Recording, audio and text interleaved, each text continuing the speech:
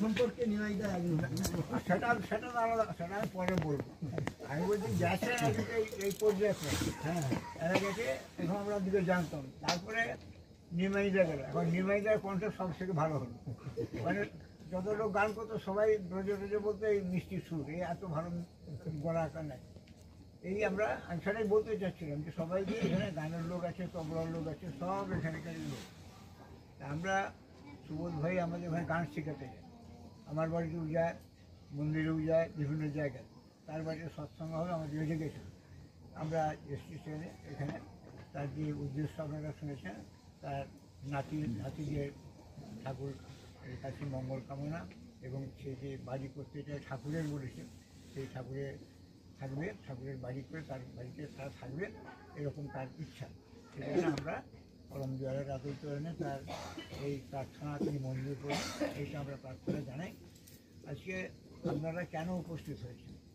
কিছু খাওয়ানোটা নিমন্ত্রণ আছে কি? ওর বলেছে কিছু খাওয়াবো, সেরকম তো কিছুই বলে। খাওয়াবে কি না খাওয়াবে তা আমি যেটা ভাই যেটা আগে বললো, ঠাকুরের জন্য তিনি আসবেন, তার এখানে বন্দনা হবে, আমরা না গেলে তিনি অখুশি হবেন যে আমার আজকে ডাকলো, আমি এসে বলেছি, ওরা আমাদের একসঙ্গে দেখা করতে হবে। সেই জন্য আমরা দেখা করে। শ্রী ঠাকুরের কাছে জনার্দন মুখার্জি বলে একজন লোক ছিল। তিনি যে ঠাকুরকে যখন বললেন যে ঠাকুর আমি গান জানি না, তাহলে আমি কী করে এই ধর্মের একটা প্রধান অঙ্গ হচ্ছে সঙ্গীত, এই সঙ্গীত কীর্তন ইত্যাদি ধর্মের একটা অঙ্গ।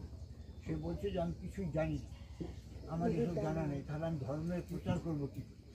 শ্রী ঠাকুর থেকে আশীর্বাদ করেছিল, বলছে তোর কথাই গান, তুই যেখানে কথা বলবি গানের যেরকম করে মানুষ শুনে, তোর কথা সেরকম করে শুনে। তো এককালে আমরা যখন শুনতাম যে কলকাতায় যখন তিনি বক্তৃতা দিয়েছিলেন, ট্রাম বাস সব বন্ধ হয়ে গেল তার কথা শোনা, মানে এত ভালো বক্তৃতা দিতে পারছেন, কল্পনা করে দেবে, এটা আপনারা শুনে নিয়েছেন। আমরা বসে থাকতে হবে কখন জনগণ মুখার্জি ঠাকুরের কথা বলছি।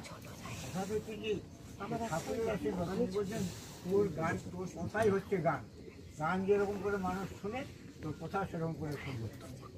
কারণ দেখা যাচ্ছে ঠাকুরই তাকে আশীর্বাদ করলেন যে তোর কথাই শুনলে ওই গানের মতনই শুনবে।